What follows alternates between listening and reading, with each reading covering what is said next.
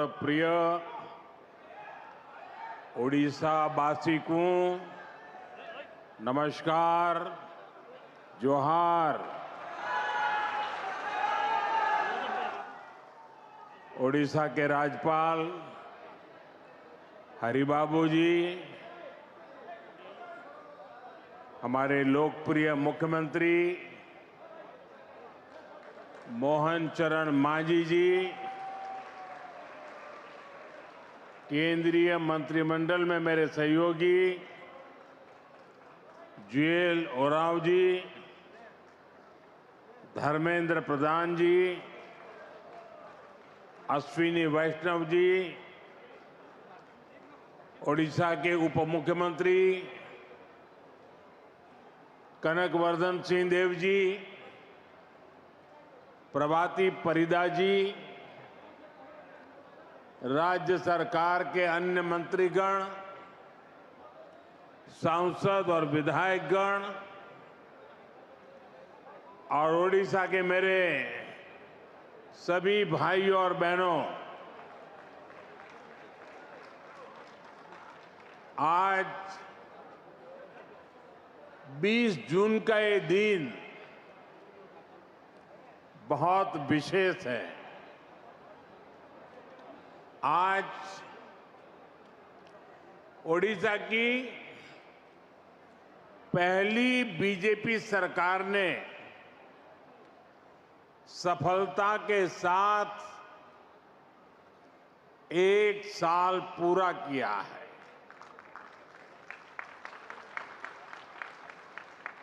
ये वर्षगांठ सिर्फ सरकार की नहीं है, ये सुशासन की स्थापना की वर्षगांठ है। यह 1 साल जन सेवा और जन विश्वास को समर्पित है। ये ओडिशा के करोड़ों मतदाताओं के विश्वास पर खरा उतरने के ईमानदार प्रयास का एक शानदार वर्ष है। मैं ओडिशा की जनता का, आप सभी का हृदय से अभिनंदन करता हूं। मैं मुख्यमंत्री श्रीमान मोहन मांझी जी और उनकी पूरी टीम को भी बहुत बहुत बधाई देता हूं। आप सभी ने प्रशंसनीय काम करके ओडिशा के विकास को नई गति दी है। साथियों, ओडिशा सिर्फ एक राज्य भर नहीं है, ये ओडिशा भारत की विरासत का दिव्य सितारा है।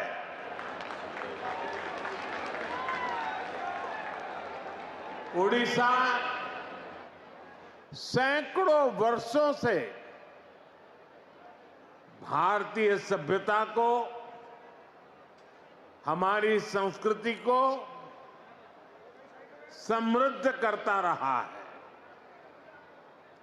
इसलिए आज जब विकास और विरासत का मंत्र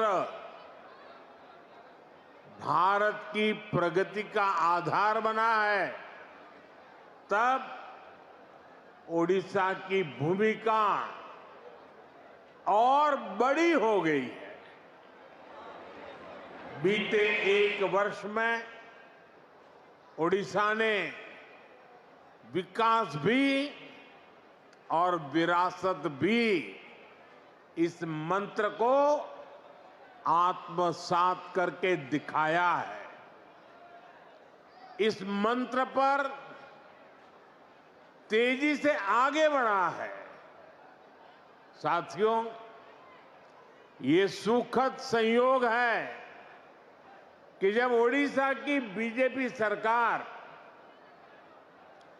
अपने 1 साल पूरे कर रही है, तब आप सभी भगवान जगन्नाथ जी की रथ यात्रा की तैयारियों में जुटे हैं।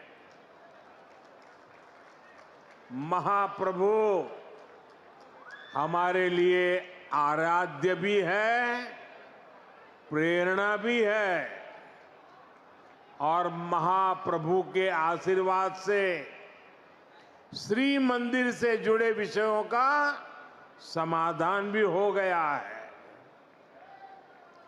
मैं मोहन जी और उनकी सरकार का अभिनंदन करता हूं कि उन्होंने करोड़ों करोड़ों भक्तों के निवेदन का मान रखा।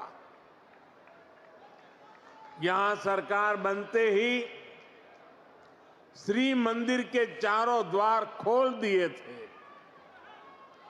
श्री मंदिर का रत्न भंडार भी खुल गया है और ये कोई राजनीतिक जय विजय का विषय नहीं है। ये करोड़ों भक्तों की आस्था का सम्मान करने का कार्य हुआ है। साथियों, अभी 2 दिन पहले मैं कनाडा में G7 समिट के लिए वहां था और अमेरिका के राष्ट्रपति ट्रंप ने मुझे फोन किया। उन्होंने कहा कि अब कनाडा तो आए ही हैं, तो वॉशिंगटन होकर के जाइए, साथ में खाना खाएंगे, बातें करेंगे। उन्होंने बड़े आग्रह से निमंत्रण दिया। मैंने अमेरिका के राष्ट्रपति को कहा कि आपका निमंत्रण के लिए धन्यवाद, मुझे तो महाप्रभु की धरती पर जाना बहुत जरूरी है।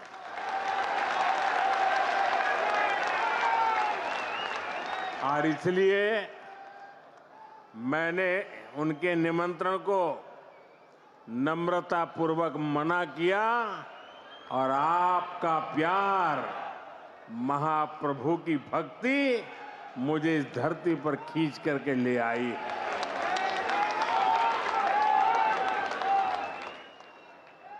भाइयों बहनों, आजादी के बाद दशकों तक देश में लोगों ने कांग्रेस का मॉडल देखा। कांग्रेस के मॉडल में न सुशासन था और ना ही लोगों का जीवन आसान था। विकास परियोजनाओं को अटकाना, लटकाना, भटकाना, घनघोर करप्शन, यही कांग्रेस के विकास मॉडल की पहचान थी। अब देश पिछले कुछ वर्षों से व्यापक तौर पर बीजेपी का विकास का मॉडल देख रहा है। बीते दशक में देश के कई राज्य ऐसे हैं जहां पहली बार भाजपा की सरकारें बनी है। इन राज्यों में सिर्फ सरकार नहीं बदली, बल्कि सामाजिक और आर्थिक परिवर्तन का भी नया दौर शुरू हुआ है। मैं आपको पूर्वी भारत के ही उदाहरण देकर के समझाना चाहता हूं। मैं एक उदाहरण देता हूं असम का। असम में 1 दशक पहले तक स्थितियां बहुत खराब थी। अस्थिरता, अलगाव, हिंसा, यही सब कुछ असम में नजर आता था। लेकिन आज असम विकास के नए रास्ते पर दौड़ रहा है। कई दशकों से जो उग्रवादी गतिविधियां चल रही थी, वो बंद हुई है। आज असम कई पैमानों में देश के दूसरे राज्यों से आगे निकल रहा है। इसी तरह दूसरा एक राज्य का मैं उल्लेख करूंगा, त्रिपुरा। त्रिपुरा में भी कई दशकों से वामपंथी शासन के बाद लोगों ने भाजपा को पहली बार अवसर दिया। त्रिपुरा भी विकास के हर पैमाने पर काफी पीछे चल रहा था। इंफ्रास्ट्रक्चर बेहाल था, सरकारी सिस्टम में लोगों की सुनवाई नहीं होती थी, हिंसा और भ्रष्टाचार से हर कोई परेशान था। और जब से भाजपा को सेवा करने का अवसर मिला,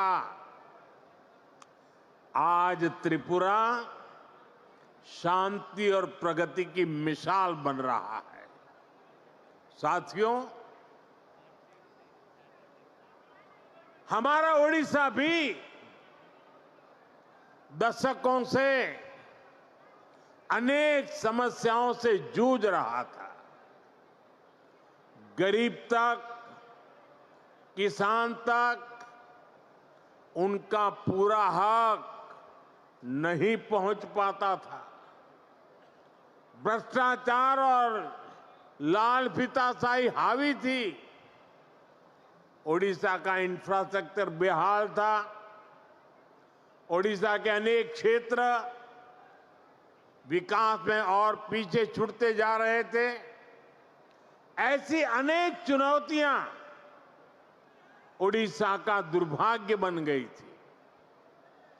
इन चुनौतियों के समाधान के लिए बीते एक साल में भाजपा सरकार ने पूरी मजबूती के साथ काम किया है। साथियों, विकास का जो डबल इंजन यहां चला है, उसका फायदा भी दिख रहा है। आज भी यहां जो हजारों करोड़ रुपए के प्रोजेक्ट का शिलान्यास और लोकार्पण हुआ है, उसमें डबल इंजन की छाप है। ओडिशा में डबल इंजन ने यहां की जनता का डबल बेनिफिट किया है। मैं एक उदाहरण देता हूं। आप भी जानते हैं, लंबे समय तक ओडिशा के लाखों गरीब परिवार आयुष्मान योजना से बाहर थे। आज आयुष्मान भारत जन आरोग्य योजना और गोपबंधु जन आरोग्य योजना, दोनों इंजन यहां चल रहे हैं। इससे ओडिशा के करीब 3 करोड़ लोगों को मुफ्त इलाज का लाभ मिलना तय हुआ है। और सिर्फ ओडिशा के अस्पतालों में ही नहीं, बल्कि अगर देश के दूसरे राज्यों में भी यहां से कोई काम करने गया है, तो वहां भी जरूरत पड़ने पर उसको मुफ्त इलाज मिलना शुरू हुआ है। मैं देख रहा हूं, मेरा जन्म गुजरात में हुआ और हमारे यहाँ सूरत में एक प्रकार से मैं कहूँगा कि आप 2 कदम चले और कोई न कोई उड़िया आदमी मिलेगा आपको। इतने उड़ीसा के लोग सूरत में रहते हैं। अब इस योजना का लाभ सूरत में रहने वाले मेरे उड़ीसा के भाई बहनों को भी मिलेगा। अभी तक उड़ीसा के जिन 2 लाख लोगों का इलाज इस योजना के तहत हुआ है, उसमें अनेकों लोगों ने देश के 1 दर्जन से ज्यादा राज्यों में मुफ्त इलाज पाया है। 1 साल पहले तक इतने सारे साथियों को मुफ्त इलाज की ऐसी सुविधा संभव ही नहीं थी। इस डबल इंजन के साथ सोने पर सुहागा वाली बात भी हुई है। यहां ओडिशा में 70 साल से ऊपर के 23 लाख से ज्यादा बुजुर्ग हैं। उन्हें प्रधानमंत्री वय वंदना योजना के माध्यम से 5 लाख रुपए तक का मुफ्त इलाज मिलना पक्का हुआ। यानी सामान्य परिवारों की बहुत बड़ी चिंता कम करने का काम हमारी सरकार ने किया है। इसी तरह पहले उड़ीसा के किसानों को किसान सम्मान निधि का पूरा लाभ नहीं मिल पाता था। जब उड़ीसा के किसानों को केंद्र और राज्य दोनों की योजनाओं का डबल लाभ मिलना शुरू हो गया है। हमने किसानों को धान का अधिक मूल्य देने की जो गारंटी दी थी, उसका भी लाखों धान किसानों को लाभ मिला है। साथियों, केंद्र की ऐसी कई योजनाएं हैं जिनका पूरा लाभ पहले उड़ीसा को नहीं मिल पाता था। आज केंद्र और राज्य दोनों सरकारों की योजनाओं का बेनिफिट लोगों को मिल रहा है। यही नहीं, चुनाव के दौरान जो भी गारंटियां माताओं, बहनों, किसानों और नौजवानों को हमने दी थी, उनको तेज गति से जमीन पर उतारा गया है। साथियों, हमारी सरकार की एक बहुत बड़ी उपलब्धि वंचितों के सशक्तिकरण की रही है। उड़ीसा में तो बहुत बड़ी संख्या में हमारा जनजातीय समाज रहता है, लेकिन दुर्भाग्य से अतीत में आदिवासी समाज को निरंतर उपेक्षा मिली। उनके हिस्से में पिछड़ापन रहा, गरीबी रही, अभाव रहा। लंबे समय तक जिस पार्टी ने देश पर शासन किया, उसने आदिवासियों को अपनी राजनीति के लिए इस्तेमाल किया। इन लोगों ने आदिवासी समाज को न विकास दिया, न भागीदारी दी। इन लोगों ने देश के बड़े हिस्से को नक्सलवाद, हिंसा, अत्याचार की आग में धकेल दिया। साथियों, हालात ये थे कि 2014 से पहले तक देश में 125 से अधिक आदिवासी बाहुल्य जिले नक्सली हिंसा की चपेट में थे। आदिवासी क्षेत्रों को रेड कॉरिडोर के नाम पर बदनामी दी गई थी। इनमें से अधिकतर जिलों को पिछड़ा घोषित करके पल्ला झाड़ लिया गया था।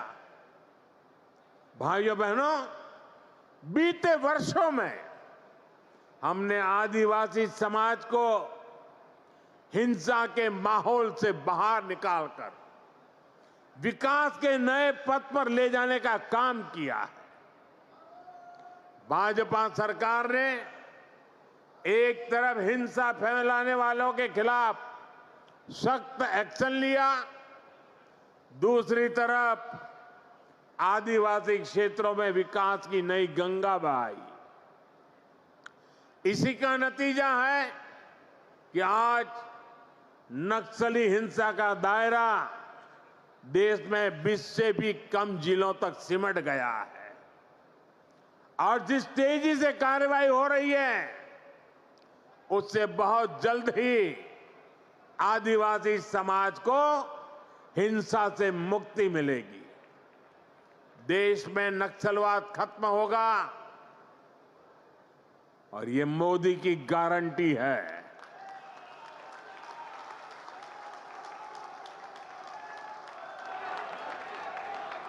साथियों,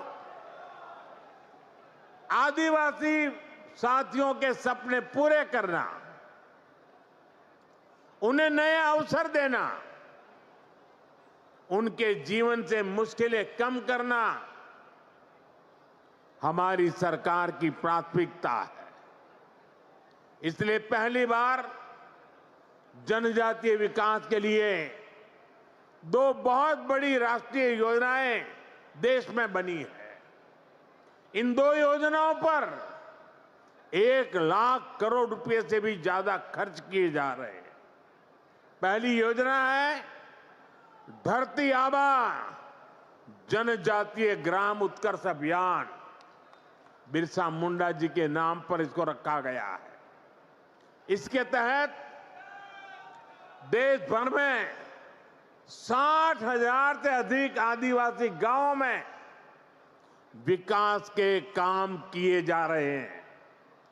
यहां ओडिशा में भी कहीं आदिवासियों के लिए घर बन रहे हैं, रोड बन रहे हैं, बिजली पानी की सुविधाएं बन रही है। यहां ओडिशा के 11 जिलों में 40 आवासीय विद्यालय भी बन रहे हैं। केंद्र सरकार ने इस पर भी सैकड़ों करोड़ रुपए खर्च कर रही है। साथियों, जो दूसरी योजना है उसका नाम है पीएम जनमन योजना। इस योजना की प्रेरणा ओडिशा की धरती से आई है।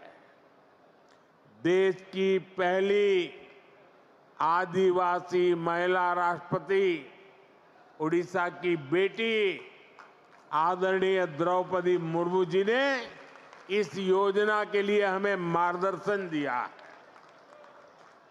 इस योजना के तहत आदिवासियों में भी अति पिछड़ी आदिवासी जातियों की मदद करने का काम हो रहा है। इनकी अनेक छोटी छोटी आदिवासी बस्तियों में सैकड़ों करोड़ रुपए के काम हो रहे हैं। साथियों, ओडिशा में बहुत बड़ी संख्या में हमारे मछुआरे साथी रहते हैं। उनके लिए भी पहली बार पीएम मत्स्य संपदा योजना, बहुत बड़ी योजना, देशव्यापी योजना बनाई गई है। पहली बार मछुआरों को भी किसान क्रेडिट कार्ड की सुविधा मिली है। केंद्र सरकार 25,000 करोड़ रुपए का एक विशेष फंड बनाने जा रही है। इसका भी बहुत बड़ा लाभ उड़ीसा में समंदर के तट पर रहने वाले साथियों को होगा, हमारे नौजवानों को होगा। साथियों, 21वीं सदी के भारत के विकास को पूर्वी भारत से ही गति मिलेगी। ये पूर्वोदय का कालखंड है। इसी भाव के साथ हम ओडिशा सहित पूरे पूर्वी भारत के विकास में जुटे हैं। 1 साल पहले यहां भाजपा सरकार बनने के बाद इस अभियान में और गति आ गई है। ओडिशा के पारादीप से लेकर झारसुगुड़ा तक औद्योगिक क्षेत्र का विस्तार हो रहा है। इससे उड़ीसा में मिनरल्स और पोर्ट लेड इकोनॉमी को बल मिल रहा है। उड़ीसा में रोड, रेल और एयर कनेक्टिविटी पर केंद्र सरकार हजारों करोड़ रुपए खर्च कर रही है। पारादीप में मेगा ड्यूएल फीड क्रैकर और डाउनस्ट्रीम यूनिट इसकी स्थापना हो। चंडीखोल में क्रूड ऑयल स्टोरेज फैसिलिटी हो। गोपालपुर में एलएनजी टर्मिनल का निर्माण हो। ऐसे अनेक कदम ओडिशा को एक बड़े इंडस्ट्रियल स्टेट के रूप में स्थापित करेंगे। यहां पेट्रोलियम, पेट्रोकेमिकल्स, टेक्सटाइल और प्लास्टिक से जुड़े उद्योगों को बल मिलेगा। इससे छोटे और लघु उद्योगों का बहुत बड़ा नेटवर्क यहां बनेगा। ये नौजवानों के लिए रोजगार के लाखों नए अवसर लेकर आएगा। बीते वर्षों में ओडिशा में पेट्रोलियम और पेट्रोकेमिकल्स के सेक्टर में ही करीब 1.5 लाख करोड़ रुपए का निवेश हो चुका है। ओडिशा भारत का पेट्रोकेमिकल हब बनने की तरफ तेजी से आगे बढ़ रहा है। साथियों, बड़े लक्ष्य पाने के लिए हमें बहुत दूर तक देखना होता है, दूरदृष्टि रखनी होती है। यहां जो हमारी भाजपा सरकार है वो सिर्फ 1 साल की उपलब्धियां और 5 साल बाद क्या होगा इतने तक सीमित नहीं है। वो आने वाले दशकों के लिए ओडिशा के विकास के रोड मैप क्या होगा इसके पर काम कर रही है। ओडिशा सरकार ने 2036 के लिए, जब उड़ीसा राज्य 100 साल का होगा, उन्होंने उसके लिए विशेष प्लान बनाया है। ओडिशा भाजपा सरकार के पास 2047 के लिए भी रोड मैप है।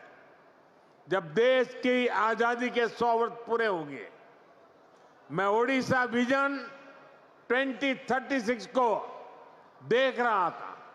उसमें बहुत ही महत्वाकांक्षी संकल्प तय किए गए। मुझे पक्का भरोसा है कि ओडिशा के प्रतिभाशाली और मेहनती नौजवानों के सामर्थ्य से हर लक्ष्य को आप जरूर प्राप्त करेंगे। हम सभी मिलकर ओडिशा को विकास की नई बुलंदी तक पहुंचाएंगे। इसी वायदे के साथ एक बार फिर आप सभी को बहुत बहुत शुभकामनाएं। समस्तको पुणी थरे मोर नमस्कार, जोहार।